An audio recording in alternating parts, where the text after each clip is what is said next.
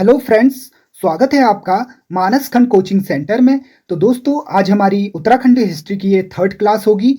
इससे पहले उत्तराखंड हिस्ट्री की हमारी दो क्लास ऑलरेडी आ चुकी है, जिसमें हमने प्रागैतिहासिक काल और उसके बाद आदि ऐतिहासिक काल के बारे में जाना था।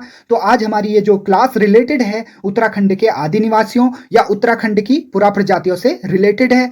तो अगर इससे पहले की आपने दोनों क्लासें नहीं देखी हैं तो उन्हें जाके देखिए। मैं उनका लिंक आपको डिस्क्रिप्शन बॉक्स में प्रोवाइड कर दूंगा। तो आज की क्लास को स्टार्ट करते हैं। उत्तराखंड की आदि निवासियों के बारे में आज हम जानेंगे।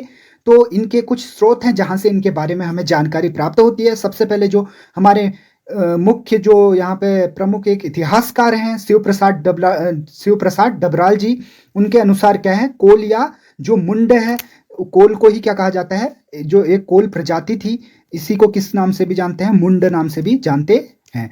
तो इसी जाति को क्या माना है, भारत व हिमालय क्षेत्र की प्राचीनतम जाति, और उसके बाद किरात व खस हिमालय क्षेत्र में बसे। तो ये वे भी याद रखना है। और इसी बिल्कुल जैसे कोल, उसके बाद आते हैं किरात, उसके बाद आते हैं हमारे खस। ठीक है, तो ये याद रखना है वे भी। ठीक है, इस तरीके से फिर उसके बाद जितने भी सारे इतिहासकारों ने बताया है, तो सबसे पहले उत्तराखंड की जो पुरा प्रजाति बताई है वो किरातों को ही बताया है। जैसे मेगस्थनीज है, उनकी इंडिका में भी क्या है, पर्वतीय क्षेत्रों की गंगा घाटियों में किसका, किरातों का ही वर्णन मिलता है। किसका मिलता है, किरात जाति का। ठीक है, जबकि कालिदास का जो रघुवंश महाकाव्य है उसमें भी किरात जाति का वर्णन मिलता है। बाणभट्ट की कादंबरी में भी किरातों का ही निवास क्षेत्र, इस क्षेत्र को बताया गया है। ठीक है, महाभारत के वन पर्व के अनुसार असंख्य किरातों ने अपने नेता शिव के झंडे के नीचे अर्जुन के साथ युद्ध किया था। यह युद्ध विल्लव केदार नामक स्थान यानी कि शिवप्रयाग में हुआ था। ठीक है, तो शिवप्रयाग जो आज के नाम से, आजकल जो वर्तमान में शिवप्रयाग नाम से जाना जाता है, उससे पहले विल्लव केदार स्थान कहा जाता था। तो विल्लव केदार का युद्ध किसके बीच हुआ था, किरातों और अर्जुन के बीच। उसके बाद बात करते हैं ग्रियर्सन। जो ग्रियर्सन एक इतिहासकार थे, उन्होंने भी गढ़वाल और कुमाऊं क्षेत्र के आदि निवासी किन्हें माना है, किरातों को। तो केवल और केवल अगर पूछा शिव प्रसाद डबराल, तो वो केवल कोल को मानते हैं। उसके अलावा जो भी हमारे जितने भी इतिहासकार हैं और जितनी भी उनकी रचनाएं हैं, उसमें किरातों को पहले यहाँ पे पहली प्रजाति बताया गया है या आदि निवासी बताया गया है उत्तराखंड के। ठीक है, उसके बाद अगर हम एक एक करके इन प्रजातियों के बारे में थोड़ा बहुत जानकारी देखें, तो सबसे पहले आती है कोल। ठीक है, तो शिव प्रसाद डबलाल जी के अनुसार जो है, यहाँ पे कोल सबसे पहली प्रजाति थी उत्तराखंडी में रहने वाली या निवास करने वाली, जो कि प्रागैतिहासिक काल या आद्य ऐतिहासिक काल में यहाँ पे निवास किया होगा इन्होंने। ठीक है, जो राजवंश यहाँ पे जब उदय नहीं हुआ होगा, उससे पहले जो हमारे आदि निवासी यहाँ पे रहे होंगे उत्तराखंड में, तो उसमें कोल सबसे पहले वर्णित है। तो कोल क्या है, उत्तराखंड की प्रथम प्रजाति कोलों को माना जाता है। पूरा साहित्यिक ग्रंथों में कोलों का वर्णन किस नाम से है, मुंडे या सबर। जैसा कि अभी हमने बात की, तो इन्हीं को क्या कहा जाता है, मुंडे भी कहा जाता है, और इन्हीं को सबर। तो सबर जाति कौन सी प्रजाति है, तो सबर भी कौन सी है, कोल है। ये भी याद रखना है। कोल लोग जो है नाग पूजा के साथ साथ क्या करते हैं, लिंग पूजा भी करते हैं। तो पूछे जाए नाग पूजा और लिंग पूजा का संबंध किस प्रजाति से है, तो वो भी क्या होगा, कोल। ठीक है, उसके बाद कुमार कुमारी प्रथा का भी जो प्रजाति, ये प्रथा जो है किस प्रजाति से मानी जाती है, इसका भी जो संबंध है वो है कोल प्रजाति से। ठीक है, और इसमें थोड़ा बहुत जो प्रभाव देखने को मिलता है वो किसका मिलता है, भोटिया प्रजाति का भी मिलता है इस प्रथा में, कुमार कुमारी प्रथा। ठीक है, उसके बाद जो दूसरी हमारी मेन प्रजाति है जिसने उत्तराखंड में निवास किया होगा, तो वो है किरात प्रजाति, जिसका वर्णन बहुत से इतिहासकारों ने अपने रचना के माध्यम से, जैसे मेगस्थनीज की इंडिका हो गई, रघुवंश महाकाव्य हो गया, तो ये आपने अभी देखा। तो किरात में क्या है, कोल के बाद जो है उत्तराखंड में किरात प्रजाति का आधिपत्य हुआ। किरातों का अन्य नाम क्या है, किन्नर व कीर। जैसे कोल मुंडे या सबर नाम से जाना जाते हैं, वैसे किरातों को क्या नाम से जाना जाता है, किन्नर भी कहा जाता है, और क्या कहा जाता है, कीर भी कहा जाता है। और तीसरा एक और है, इनका नाम भिल्ल।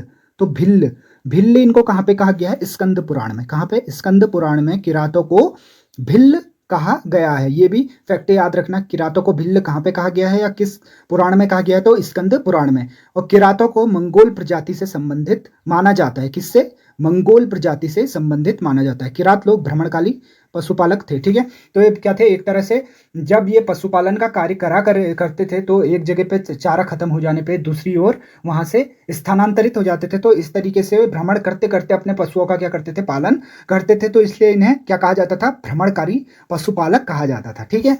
उसके साथ ही साथ बात करें, महाभारत काल में केदार खंड में किरात जातियों का आधिपत्य था। जैसा कि अभी हमने ऊपर पढ़ा, महाभारत के किसमें, वन पर्व में भी इनका वर्णन है, जहां पे इनने विल्लव केदार स्थान में अर्जुन के साथ क्या किया था, युद्ध किया था।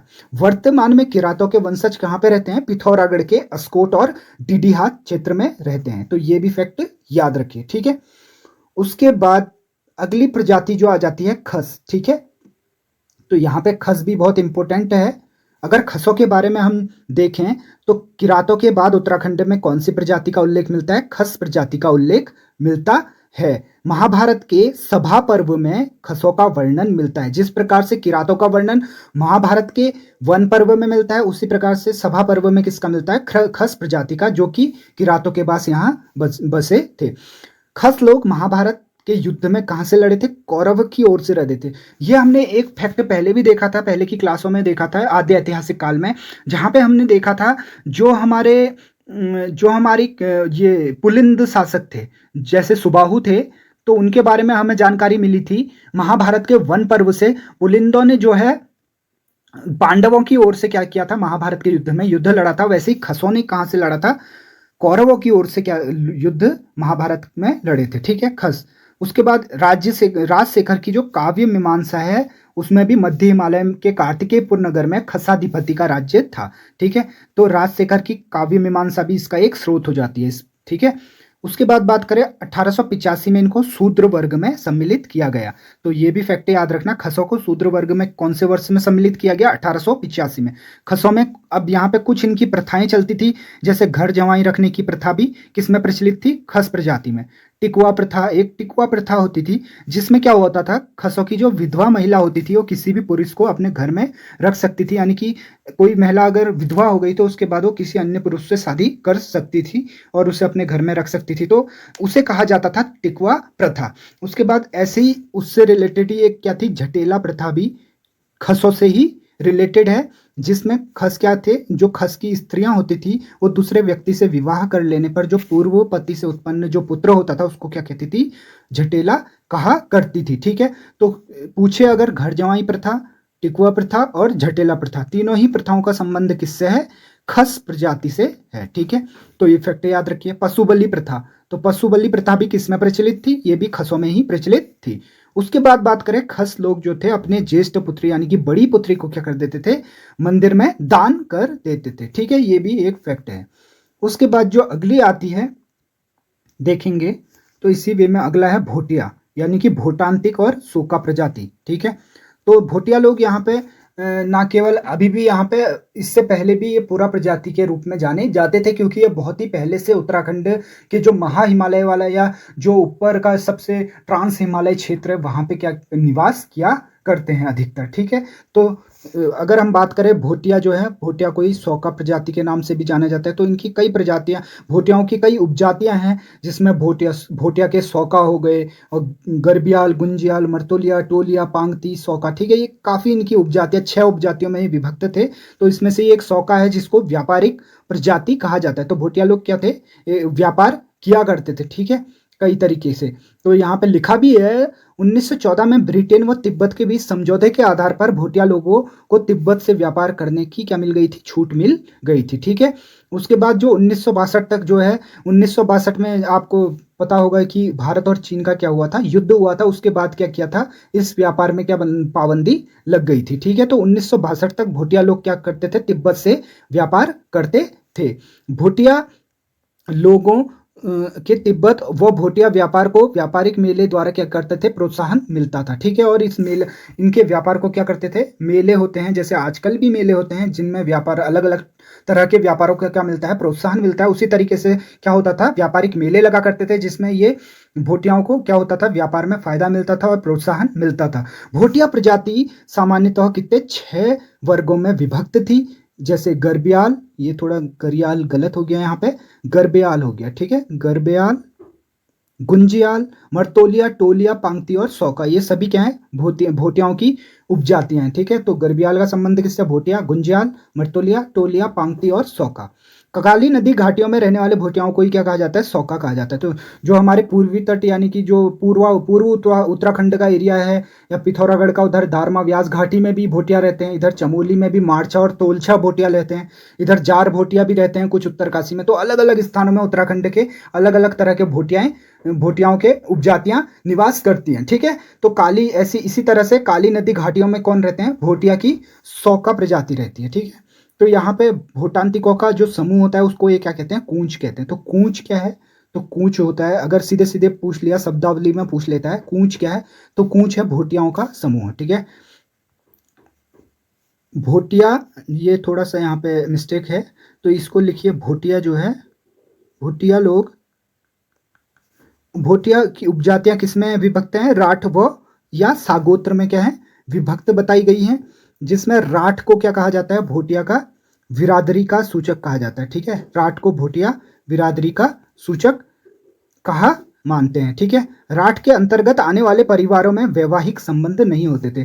तो जो भोटिया लोग थे वो राठ या सागोत्र को क्या मानते थे, बिरादरी का सूचक मानते थे, और इनके बीच कभी भी वैवाहिक संबंध नहीं होते थे। रणबड़ प्रथा एक प्रथा थी भोटियाओं में प्रचलित, अभी भी है कई तरीके से। तो ये दारमा और व्यास घाटी जो कि पिथौरागढ़ में स्थित है, यहाँ पे रहने वाले भोटियाओं में ये प्रथा क्या थी, प्रचलित थी। ठीक है, तो पूछ लेगा सीधे सीधे रणबड़ प्रथा का प्रचलन कहाँ पे है या किससे संबंधित है, तो दारमा और व्यास घाटी के भोटियाओं से, या सीधे सीधे कहें भोटियाओं से।